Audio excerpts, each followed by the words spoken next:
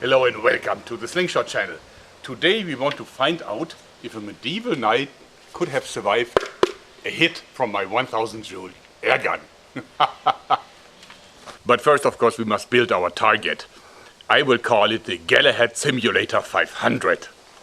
We're starting out with a shopping bag full of dirt. So I'm afraid that this Sir Galahad is a bit of a dirt bag. I know, I used that joke before. Medieval knights had thick wadding underneath the armor, and we'll do that by simply using several layers of this, well, I don't know how should I put this, borrowed beach towel.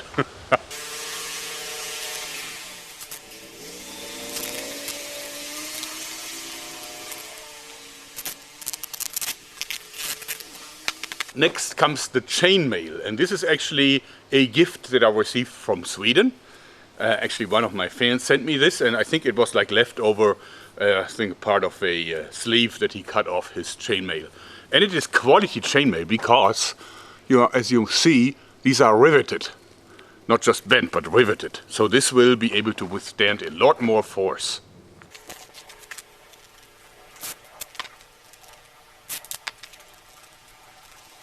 And I will leave it loose hanging because it might work better that way. And now comes the steel armor. It's actually like a chest piece. It's a little tight and short for me, so I guess I would have been on the heavier side. And this of course comes on top of all of it.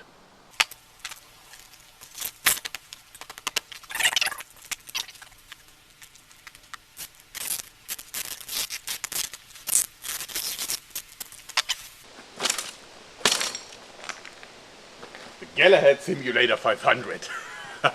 Let's test it out. The first test to see if our simulator is any good will be performed with this beautiful sword I got from Böker for tests. And actually Böker gave it to me for tests against the katana that will be coming up shortly. I love it because it is absolutely plain. It has no kind of detail or something, but it is in perfect fighting condition. I have zero sword training, but even I can tell that the sword is absolutely well balanced, and of course it is made from hardened steel, spring steel, and it is really long but amazingly lightweight. Come on, this is something real, and it's not even expensive. It is around 160 euro, I believe, linked down below. First we want to try to punch a hole into the plate of armor to see if we can penetrate it, because if we can, then that is not a good simulator. This should protect the knight from any kind of stabbing motion with the sword. Okay, let's go ahead and just do it. All right.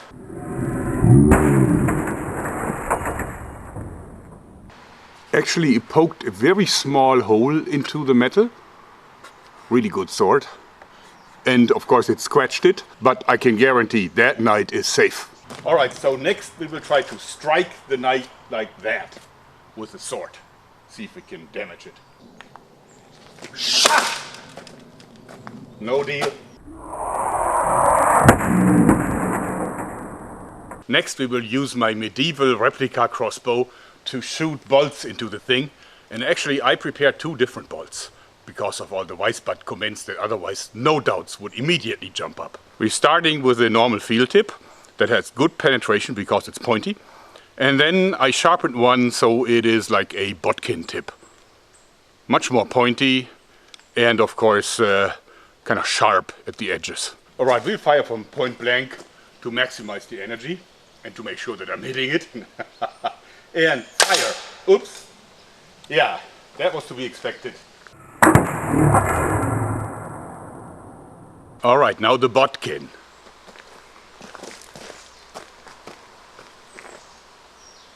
And fire!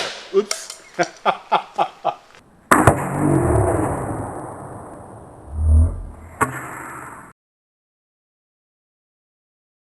Alright, so what we can see is these are the two hits, and actually they are in no way different.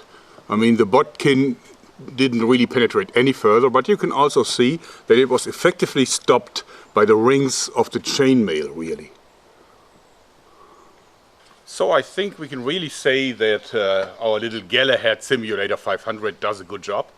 I think this is exactly what it was designed for. It protects its carrier from all kinds of medieval weapons, even a powerful crossbow. Alright, now it's time for the big toys. As you see, my 1100 Joule airgun, and I actually made a new arrow. As you can see here, it's still the hardened center punch tip, but now the construction is different, because this time this has a real shoulder here, some kind of a collar that sits against the stainless steel arrow shaft, and therefore I think it's now totally solid. As you see, I worked some more on my compressor that I bought for $200 from China. I wanted a self-contained device, so I wanted just one power cable for the pump and the compressor, and also I wanted something to carry, so I put this in the box here. It's quite heavy because of all the water in the bucket. There is a lid on the bucket now, everything is very clean. There is a switch here that I can turn on that automatically gets the pump going, and now it's the way how I like it. Also see that I bought a new hose. It is actually capable of doing the 300 bar that we're doing, and now it's really exactly the way how I like it, and we can use it to fill my 1100 Joule airgun. Swarm intelligence is a good thing, because people notified me that I forgot to install this breathing adapter here for the oil, and also that I had to put the probe for the temperature gauge here, that I had to put this here into the cylinder in the first stage.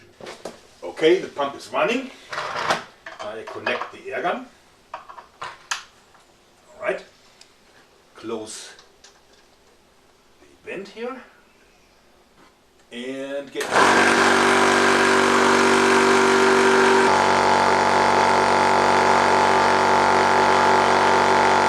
okay, let's do it.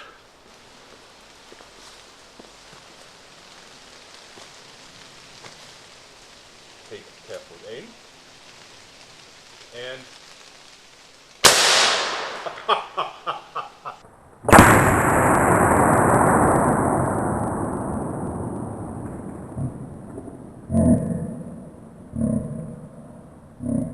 alright, it went straight through all the steel and this entire thing, and through the car door, and then into the table here.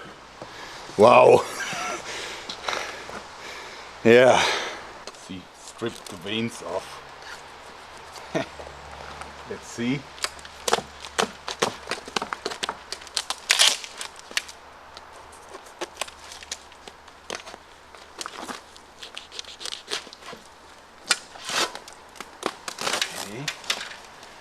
Yeah, so that's a nice hole through the iron steel, and here we can see the damage in the vest. Yeah, see, here's the split ring, and then of course through the entire dirt bag.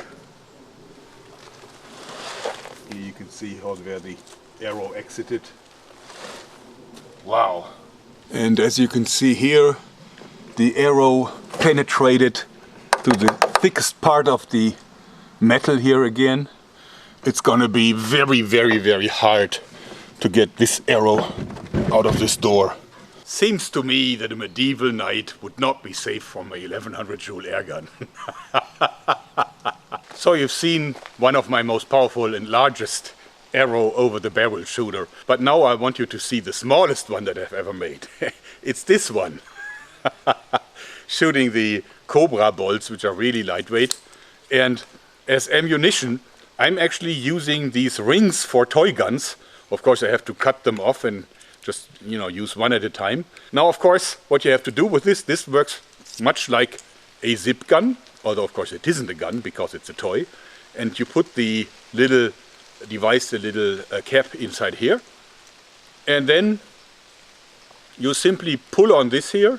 This is actually the firing bolt, and it strikes the little cap, and then you shoot. And it's weak but fun.